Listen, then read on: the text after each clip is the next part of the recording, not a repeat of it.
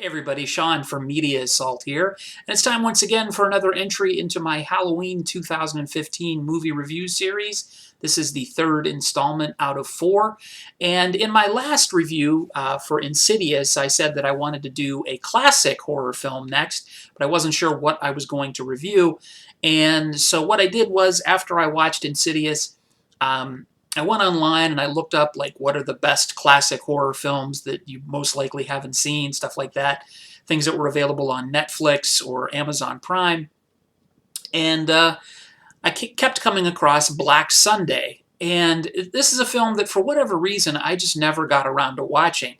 I don't recall it ever being on TV when I was younger, when I used to watch horror films all the time on Saturday afternoons, and I've somehow I know Italian horror films are incredibly popular amongst horror fans. For some reason, I just never caught the bug, and I never really got into, Dario Argento or Mario Bava. So I'm really late to the game seeing Black Sunday, but man, am I glad I did. This is a fantastic little film, which basically has everything you'd ever want in a classic horror film. So if you were looking for a movie that you may not have seen and you want to add something new to your Halloween movie lineup, you really can't go wrong with Black Sunday. It may seem cliched when you watch it, all of the different things that it contains. It's almost as if they took a laundry list of items from a horror film and threw them in. You've got, the castle and the fog and the wolves howling off in the distance and creaking doors and just all sorts of stuff like that.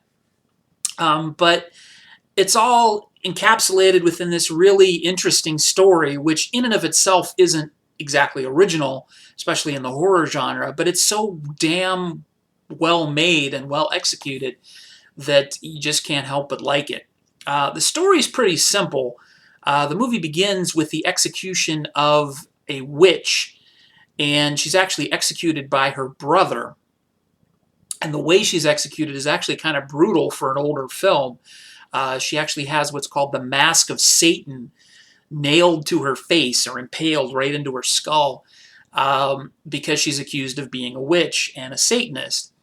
And usually when you see movies like this, at least now, when somebody's executed at the stake or, accused of being a witch, it's because they're not, and there's something wrong with the person who's doing the executing or the accusing. Well, in this case, she's a witch, and she takes great pleasure in being evil and satanic.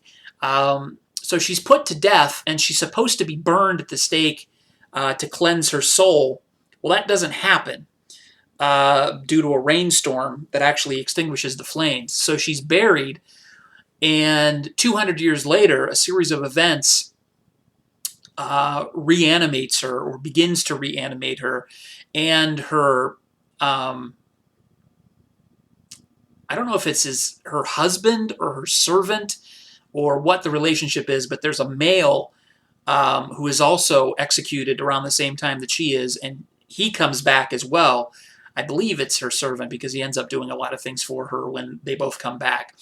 But anyway, it's just the story of what happens when this evil is unleashed 200 years after it has supposedly been stopped by this burning at the stake and this impaling of this mask on her. The movie was originally entitled The Mask of Satan, but it then became known as Black Sunday for some reason. I'm not 100% sure as to why that is. But I really can't say enough good things about it. If you're looking for a really good, just all-around classic horror film, I keep saying that over and over again, but I just was so excited and surprised by how much I enjoyed this film. Definitely check out Black Sunday. It's one that I will definitely be adding to my personal collection, and I think you should see it too. So definitely check out Black Sunday. I'm going to give it a 9 out of 10, and There you go. That's movie number 3 of my 4 Halloween films for 2015. Next up, I think I'm going to do maybe something not necessarily as old as Black Sunday, but it definitely won't be a modern film. It won't be from the 2000s. So maybe 70s, 80s, somewhere in there. But it'll definitely be something I have not seen, as I'm going to try and do that. I'm going to try to do 4 films I have not seen before this year. So there you go. That's my review of Black Sunday. As always, feel free to rate, comment, and if you haven't done so already, please subscribe. Thanks again for watching, everybody. Take it easy.